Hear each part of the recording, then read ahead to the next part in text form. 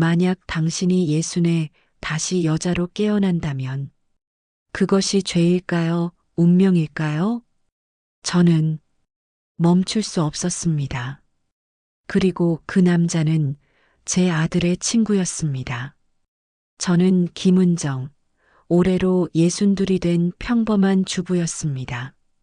아니, 평범했다고 생각했습니다. 35년 결혼 생활, 두 아들을 키워내고 남편 뒷바라지하며 살아온 그저 그런 여자였죠.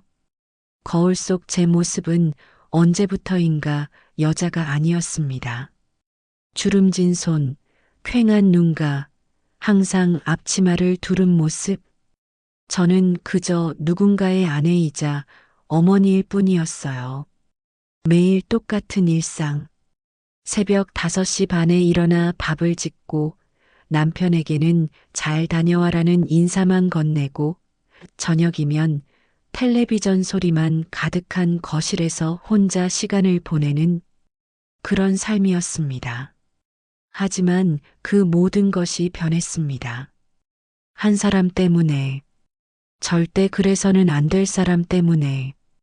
그날 이후 제 마음에는 폭풍이 일었습니다.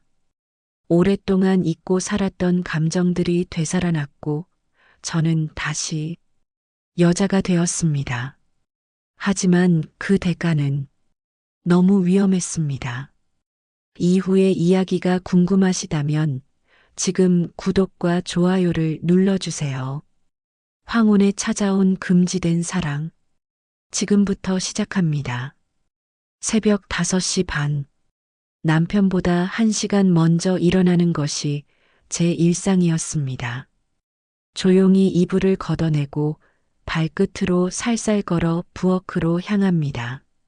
35년간 반복해온 동작들이 몸에 배어 눈을 감고도 할 수 있을 정도였죠. 쌀을 씻고 물의 양을 재고 밥솥 스위치를 눌러주는 일. 그 모든 것이 기계적이었습니다. 창문 너머로 보이는 아파트 단지는 아직 잠들어 있었습니다. 가끔 이른 출근을 하는 사람들의 불빛이 하나둘씩 켜질 뿐이었죠. 저는 그 고요한 새벽 시간이 하루 중 가장 좋았습니다. 아무도 저에게 무엇을 요구하지 않는 온전히 제 시간이었거든요. 설거지를 하며 창밖을 내다보다 보면 가끔 이런 생각이 들었습니다. 나는 언제부터 이렇게 투명한 존재가 되었을까? 남편은 아침을 먹으며 신문을 보거나 핸드폰만 들여다봅니다. 오늘 비 온다던데. 하루에 남편이 제게 건네는 말은 고작 5-6마디 정도였습니다. 그나마도 날씨나 뉴스 이야기가 전부였죠. 언제부터인가 우리는 한 집에 사는 동거인이 되어버렸습니다. 점심 준비를 마치고 나면 긴 오후 시간이 시작됩니다. 드라마를 보기엔 내용이 너무 자극적이고 책을 읽기엔 집중이 잘 안 됩니다. 결국 청소를 하거나 이미 깨끗한 서랍장을 다시 정리하며 시간을 보내곤 했습니다. 가장 힘든 건 저녁 시간이었습니다. 텔레비전에서는 온 세상이 떠들썩한 소식들이 흘러나오는데 우리 집 거실은 남편의 숨소리와 시계 초침 소리만 들렸거든요. 때로는 말을 걸어보려 했습니다. 여보, 오늘 민수한테 전화 왔는데. 아, 손자가 감기 기운이 있다더라고. 그래. 대화는 항상 이런 식으로 끝났습니다. 남편이 무심한 건지 아니면 제가 재미없는 이야기만 하는 건지 알 수 없었어요. 어쨌든 점점 말을 걸기가 어려워졌고 우리는 더욱 조용한 부부가 되어갔습니다. 밤이 되면 남편은 먼저 잠자리에 듭니다. 저는 설거지를 마저 하고 다음 날 아침 밑반찬을 준비한 후에야 침실로 향했죠. 남편은 이미 깊게 잠들어 있고 저는 조용히 이불 끝자락에 몸을 맡깁니다. 어둠 속에서 천장을 바라보며 생각했습니다. 내 인생이 이게 전부인가? 앞으로 10년, 20년을 이렇게 살아야 하는 건가? 젊었을 때는 막연하게 아이들이 다 크면 남편과 단둘이 행복하게 살 거라고 생각했었습니다. 여행도 다니고 함께 취미 생활도 하고. 그런데 현실은 달랐어요. 아이들이 없으니 더 대화할 거리가 없어졌고 서로에게 익숙해질 대로 익숙해져서 새로움이라고는 찾아볼 수 없었습니다. 친구들과 만나도 마찬가지였습니다. 다들 비슷한 처지라 하는 이야기가 뻔했거든요. 아이들 자랑, 며느리 흉, 남편 불평. 그런 이야기들을 반복하다 보면 더욱 우울해졌습니다. 나는 김은정이라는 사람이 아니라 그냥 역할만 하며 사는 건 아닐까? 이런 생각이 들 때면 젊었을 때의 제 모습이 그리워졌습니다. 25에 결혼하기 전 작은 회사에서 사무일을 했던 시절이요. 그때는 제 이름이 적힌 명함도 있었고 동료들과 점심을 먹으며 웃기도 하고 월급날이면 예쁜 옷 한 벌쯤 사는 소소한 기쁨도 있었습니다. 하지만 그 모든 건 결혼과 함께 끝났어요. 좋은 남편을 만났고 시집도 잘 갔다고 모든 사람이 부러워했지만 정작 저는 점점 제 자신을 잃어가고 있었던 것 같습니다. 그날은 토요일 오후였습니다. 장남 민수가 오랜만에 집에 왔는데 누군가와 함께였습니다. 현관문이 열리면서 민수의 목소리가 들려왔어요. 어머니, 제 친구 좀 소개해 드릴게요. 거실로 나가보니 민수 옆에 낯선 남자가 서 있었습니다. 키가 크고 단정한 인상에 40대 초반쯤 되어 보이는 분이었죠. 깔끔하게 빗어넘긴 머리, 정갈한 셔츠 차림새가 참 보기 좋았습니다. 안녕하세요, 어머님. 민수대학 동창 이준호입니다. 그는 공손하게 인사를 건넸습니다. 목소리가 참 따뜻하고 부드러웠어요. 오랜만에 듣는 저를 진심으로 존중해주는 듯한 어조였습니다. 아, 그래요? 민수가 친구 이야기는 많이 했는데 처음 뵙네요. 어서 앉아요. 저는 얼른 거실을 정리하고 차를 준비했습니다. 오랜만에 집에 손님이 오니 왠지 모르게 기분이 좋아졌어요. 부엌에서 과일을 깎으며 거실 쪽을 힐끗 바라보니 준호 씨가 민수와 대화를 나누고 있었습니다. 어머님께서 과일까지 너무 번거로우셨을 텐데요. 제가 과일 접시를 내놓자 준호 씨가 황급히 일어나며 말했습니다. 그런 반응을 보인 게 언제였는지. 남편은 물론이고 아이들도 제가 뭘 해주는 걸 당연하게 생각했거든요. 뭐료, 이런 것도 번거롭다고 하면 안 되죠. 많이 드세요. 정말 감사합니다. 요즘 이런 정성스러운 손맛을 보기가 어려운데 준호 씨의 말에 제 마음 한편이 따뜻해졌습니다. 오랜만에 듣는 칭찬이었거든요.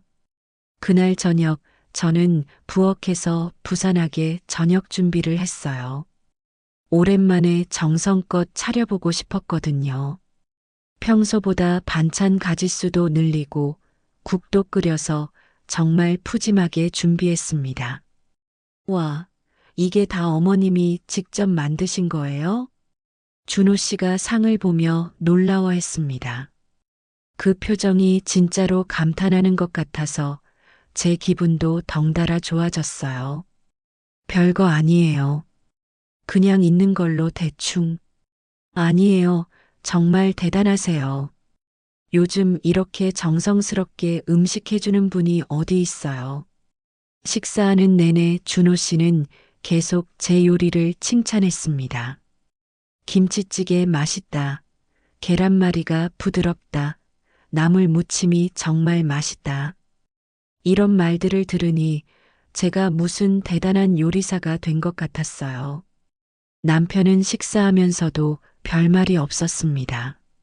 35년간 제가 해준 음식을 먹어왔으니 이제 새삼스러울 게 없었겠죠.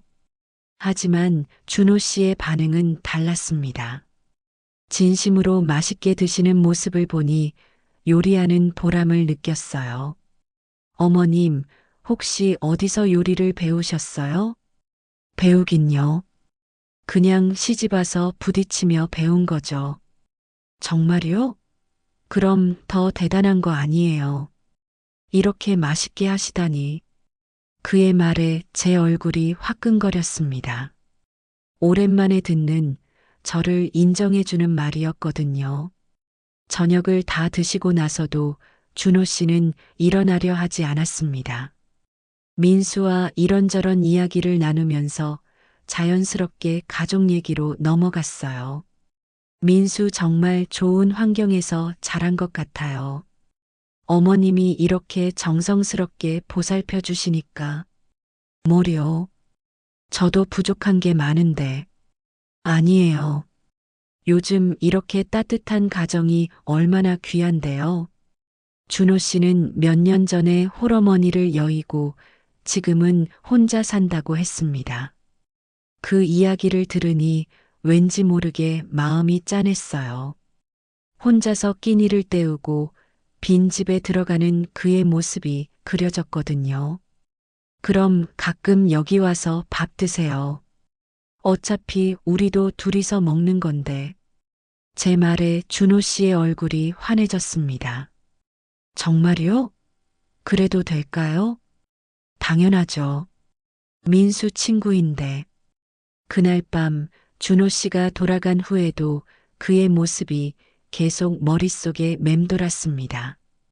오랜만에 제 요리를 진심으로 맛있다고 해준 사람, 제 이야기를 관심 있게 들어준 사람, 그런 사람을 만난 게 언제였는지 기억이 나지 않았어요. 그 이후로 준호 씨는 정말 일주일에 한 번씩은 집에 들렀습니다. 처음엔 민수와 함께 왔지만 점점 혼자 오는 일이 많아졌어요. 퇴근길에 들른다며 간단한 선물을 가져오기도 했고요. 때로는 과일, 때로는 좋은 차, 또 어떤 날은 예쁜 꽃 한 다발을 들고 오기도 했습니다. 어머님, 오늘은 제가 설거지 도와드릴게요. 아니에요. 손님이 어떻게. 손님은 무슨요? 이제 가족 같은데요. 준호 씨는 정말로 팔을 걷어붙이고 설거지를 도와주었습니다. 처음엔 어색했는데 함께 부엌일을 하다 보니 자연스럽게 대화가 늘어났어요. 어머님은 젊었을 때 뭘 하고 싶으셨어요? 글쎄요. 그땐 꿈 같은 걸 크게 생각해 본 적이 없어요. 그래도 뭔가 있으셨을 텐데요.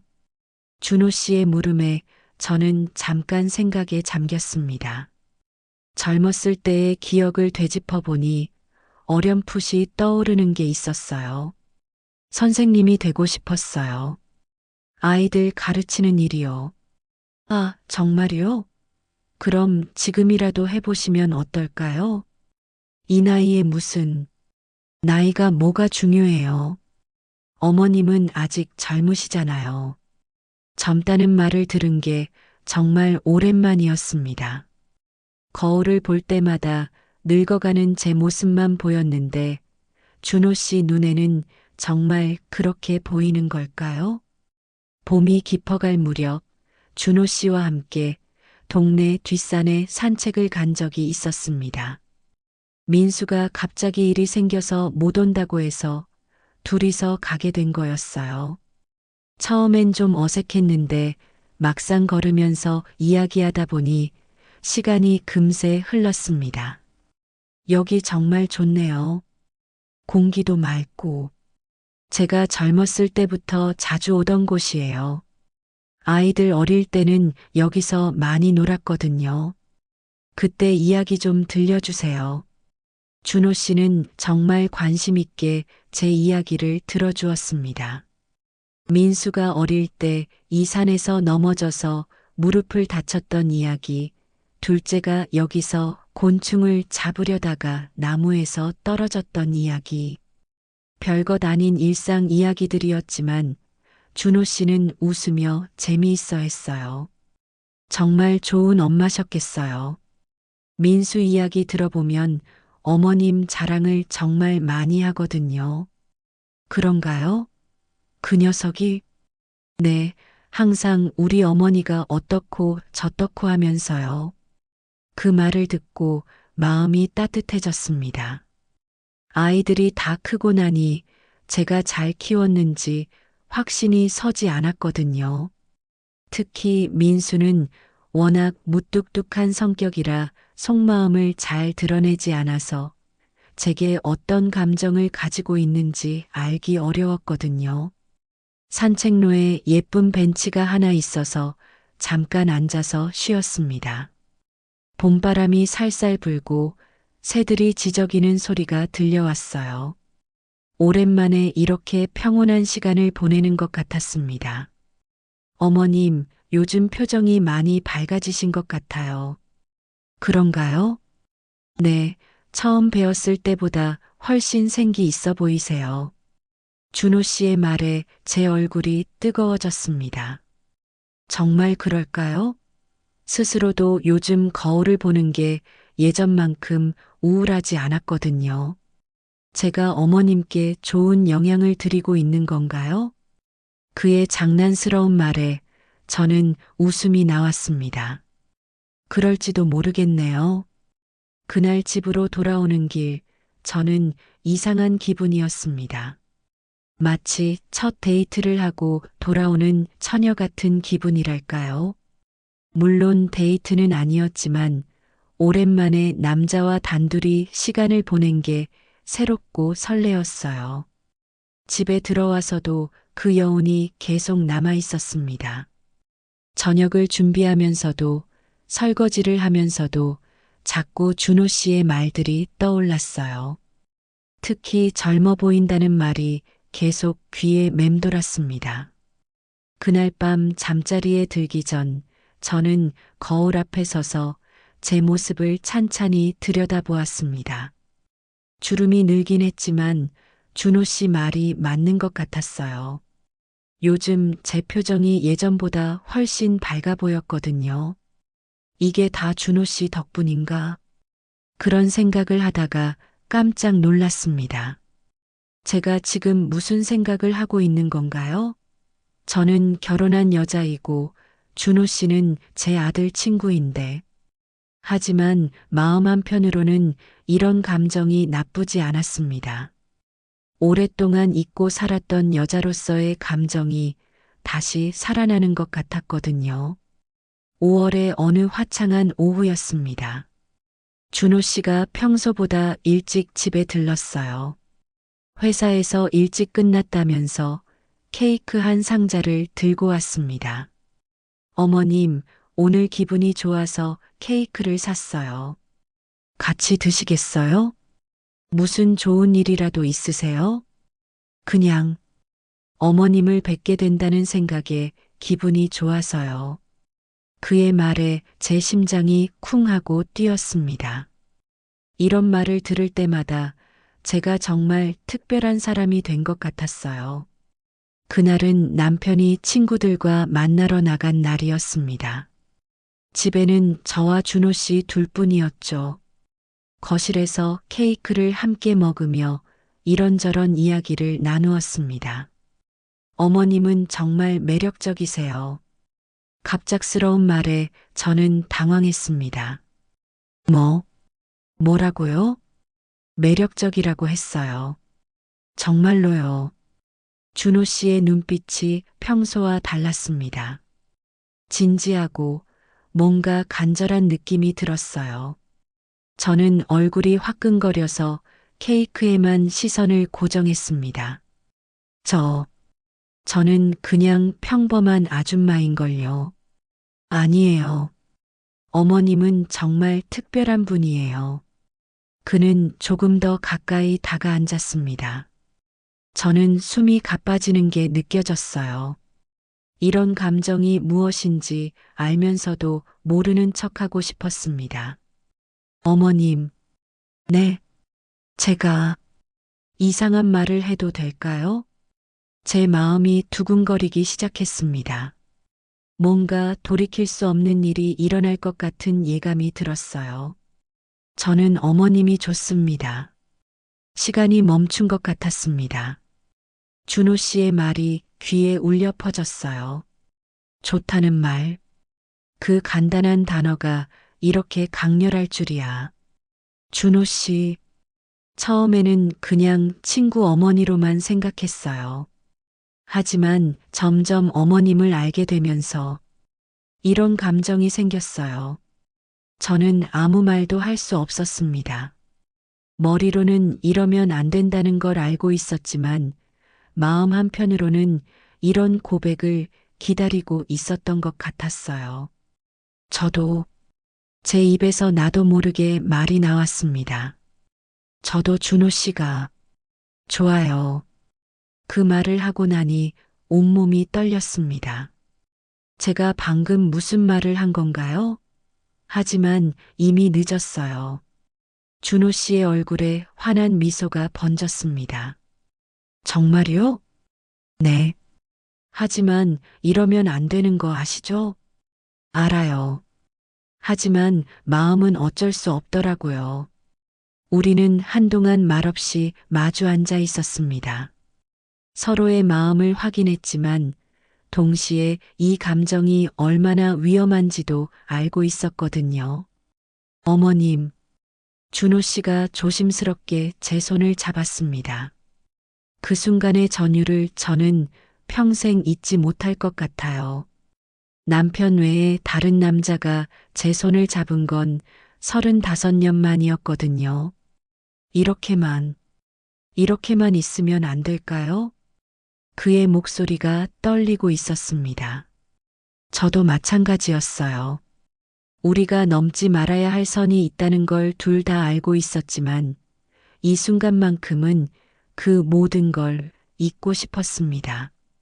준호 씨, 네, 저 이런 감정을 느낀 게 정말 오랜만이에요. 제 고백에 그는 제 손을 더 꽉 잡았습니다. 따뜻하고 부드러운 그의 손길에서 오랫동안 잊고 있었던 설렘이 되살아났어요. 그날 이후로 우리 사이에는 미묘한 변화가 생겼습니다.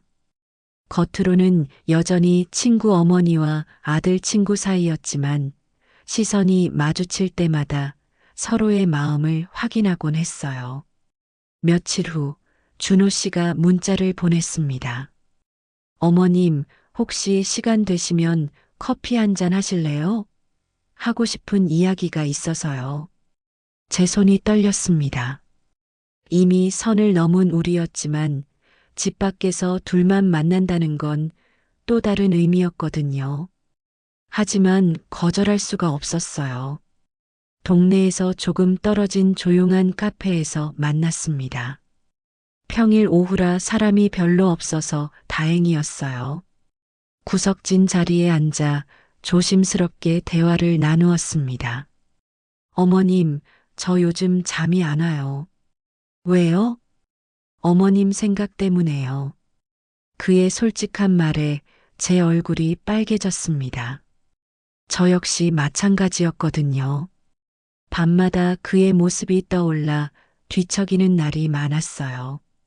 저도 비슷해요. 정말요? 네. 이러면 안 되는데. 자꾸 생각이 나요. 우리는 1시간 넘게 그 카페에 앉아 있었습니다. 서로의 마음을 조심스럽게 확인하면서 동시에 이 관계의 위험성에 대해서도 이야기했어요. 어머님, 우리 어떻게 해야 할까요? 모르겠어요. 정말 모르겠어요. 집으로 돌아오는 길, 저는 죄책감에 시달렸습니다. 남편에게 거짓말을 하고 나온 것도, 다른 남자와 이런 감정을 나누고 있다는 것도, 모든 게 잘못된 일이라는 걸 알고 있었어요. 하지만 한편으로는 이런 감정이 소중했습니다. 오랫동안 잊고 있었던 여자로서의 감정, 누군가에게 특별한 존재가 된다는 느낌. 그 모든 게 제게는 생애 마지막 선물 같았거든요. 그날 밤 남편이 물어봤습니다. 오늘 어디 다녀왔어? 친구 만나서 커피 마시고 왔어. 거짓말이었습니다. 35년 결혼 생활에서 남편에게 이런 거짓말을 한 건 처음이었어요. 그 사실이 더욱 제 마음을 무겁게 했습니다. 5월이 지나고 6월이 되면서 저와 준호 씨의 만남은 더욱 잦아졌습니다. 때로는 공원에서, 때로는 조용한 찻집에서 우리는 조심스럽게 만났어요. 항상 남편이 없는 시간을 골라서 혹시나 아는 사람을 만날까봐 걱정하면서도 멈출 수가 없었습니다. 어느 날 준호 씨가 제게 이런 말을 했어요. 어머님, 저와 함께 있을 때가 가장 행복해요. 저도요. 하지만 이런 말하면 안 되는데. 알아요. 하지만 솔직한 제 마음이에요. 그는 항상 신중했습니다. 절대 무리한 요구를 하지 않았고 제 입장을 먼저 생각해 주었어요. 그런 배려가 오히려 제 마음을 더 흔들리게 했습니다. 한 번은 비 오는 날 공원 정자에서 비를 피한 적이 있었어요. 좁은 공간에서 마주 서 있는데 갑자기 준호 씨가 제 뺨에 묻은 빗방울을 닦아주었습니다. 그 순간의 전율. 저는 지금도 그때의 감정을 잊을 수가 없어요. 마치 25살 처녀가 된 것 같았거든요. 하지만 동시에 불안감도 커져갔습니다. 이런 관계가 언제까지 지속될 수 있을까? 혹시 누군가 알게 되면 어떻게 될까? 특히 민수가 알게 되면 그런 걱정이 현실이 될 날이 왔습니다. 어느 날 저녁 민수가 갑자기 집에 왔어요. 마침 준호 씨도 와 있던 때였는데 민수의 표정이 예사롭지 않았습니다. 어머니, 요즘 준호 형이 여기 자주 오는 것 같은데. 그래. 가끔 밥 먹으러 와. 혹시 뭔가 이상한 일은 없죠? 민수의 날카로운 시선이 저를 꿰뚫는 것 같았어요. 아들의 직감이 뭔가를 알아챈 것 같았습니다. 무슨 이상한 일이 있겠어? 그냥 친구로 지내는 거지. 하지만 제 목소리가 떨리고 있었어요. 민수는 의심스럽다는 표정으로 준호 씨를 쳐다봤습니다. 형, 혹시? 민수야, 뭔 소리야? 그냥 어머님이 잘해주셔서 자주 오는 거지. 준호 씨도 당황한 기색이 역력했습니다. 그날 이후로 우리는 더욱 조심스러워졌어요. 6월 말 저는 결단을 내렸습니다. 더 이상 이 관계를 지속할 수 없다는 판단이 섰거든요. 민수의 의심하는 눈빛, 남편에게 하는 거짓말들, 그리고 무엇보다 제 양심이 견딜 수 없었어요. 마지막으로 준호 씨를 만나기로 했습니다. 이번에는 정말 마지막이 될 거라고 다짐하면서요. 준호 씨, 네, 어머님. 우리 이제 그만 만나야 할 것 같아요. 그의 얼굴이 순간 굳어졌습니다. 왜요? 무슨 일이라도. 아니에요. 그냥 이러면 안 되잖아요. 우리 둘 다 알고 있잖아요. 준호 씨는 한참 동안 말이 없었습니다. 그러더니 고개를 끄덕였어요. 알겠어요. 어머님 말이 맞아요. 미안해요. 정말 미안해요. 아니에요. 저야말로 이런 어려운 상황에 어머님을 놓이게 해서 죄송해요. 우리는 그날 마지막으로 손을 잡았습니다. 서로의 온기를 느끼면서 이것이 정말 마지막이라는 걸 알았어요. 어머님, 네, 저에게 이런 감정을 느끼게 해주셔서 고맙습니다. 저야말로 다시 여자가 된 기분을 느끼게 해주셔서 우리는 더 이상 말을 할 수 없었습니다. 눈물이 날 것 같았거든요. 그 이후로 준호 씨는 집에 오지 않았습니다. 민수도 더 이상 친구 이야기를 하지 않았고 모든 게 예전으로 돌아간 것 같았어요. 하지만 완전히 예전과 같지는 않았습니다. 거울을 볼 때마다 달라진 제 모습이 보였거든요. 눈빛이 예전보다 살아있고 표정도 밝아졌어요. 준호 씨가 제게 해준 말들, 젊어 보인다, 매력적이다, 특별하다는 말들이 제 안에 남아 있었습니다. 남편과의 관계도 조금 달라졌어요. 제가 먼저 말을 걸기 시작했거든요. 여보, 오늘 날씨 좋네요.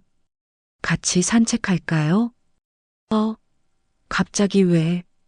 그냥 오랜만에 함께 걸어보고 싶어서요. 남편도 처음엔 어색해했지만 점점 저의 변화를 받아들이기 시작했어요.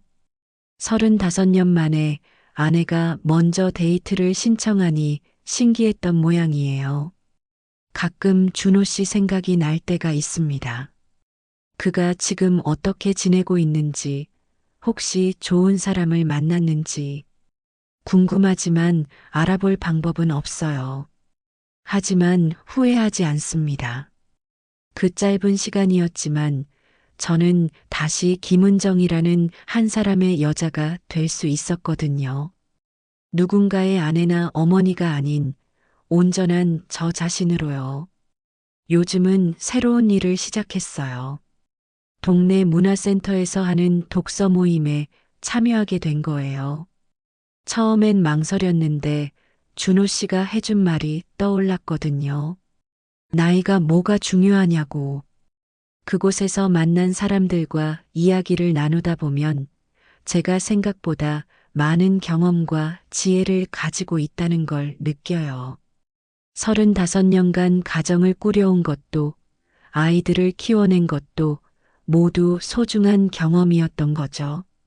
지난주에는 정말 오랜만에 새 옷을 샀어요. 밝은 색깔의 블라우스였는데 거울에 비친 제 모습이 꽤 괜찮아 보이더라고요. 어머니, 요즘 뭔가 달라 보이세요. 지난번 민수가 집에 왔을 때 한 말이에요. 의심하는 눈빛은 아니었어요. 오히려 반가워하는 것 같았어요. 뭐가 달라? 더 밝아 보이세요. 예전보다 훨씬 생기 있고 그 말을 듣고 마음이 따뜻해졌습니다. 제 변화를 아들도 느끼고 있다니요. 사랑은 정말 나이를 묻지 않는 것 같아요. 예순이 넘어서도 마음이 설렐 수 있고 누군가를 그리워할 수 있더라고요. 물론 그 사랑을 모두 이룰 수는 없지만 그 감정 자체가 제게는 선물이었어요. 가끔 이런 생각을 해요. 만약 그때 준호 씨를 만나지 않았다면 저는 계속 무기력한 일상에 젖어 살았을까? 아마 그랬을 거예요. 그저 하루하루를 버텨내며 나이 든다는 것만 한탄하면서. 하지만 이제는 다릅니다. 저는 아직 살아있는 사람이에요. 감정도 있고 꿈도 있고 앞으로 할 수 있는 일들도 많은 사람이죠. 오늘 아침도 거울 앞에 섰습니다. 주름은 여전히 있지만 눈빛만큼은 젊어 보여요. 그 속에서 여전히 김은정이라는 여자를 발견할 수 있거든요. 창밖으로 보이는 아파트 단지는 여전히 똑같습니다. 하지만 그 풍경을 바라보는 제 시선은 달라졌어요. 더 이상 갇혀 있다는 느낌이 들지 않아요. 언제든 나가서 새로운 사람들을 만나고 새로운 경험을 할 수 있다는 걸 알고 있거든요. 준호 씨에게 고마워요. 비록 이룰 수 없는 사랑이었지만 저에게 다시 살아갈 용기를 주었거든요.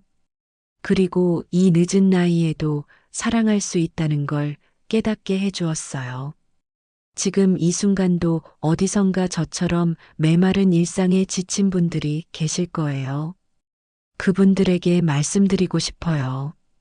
나이는 숫자일 뿐이라고, 우리 안에는 아직 젊은 마음이 살아있다고, 그리고 때로는 예상치 못한 곳에서 인생의 봄이 찾아올 수도 있다고요. 비록 그 봄이 짧을지라도 그 기억만으로도 남은 인생을 더 아름답게 살아갈 수 있다고. 음악이 점점 작아지며 마무리. 황혼역, 제 인생에 찾아온 마지막 사랑 이야기를 들어주셔서 감사합니다. 어쩌면 누군가에게는 용납될 수 없는 이야기일 수도 있어요. 하지만 이것이 제 진실한 마음이었고, 그 덕분에 저는 다시 살아갈 힘을 얻었습니다. 사랑하세요.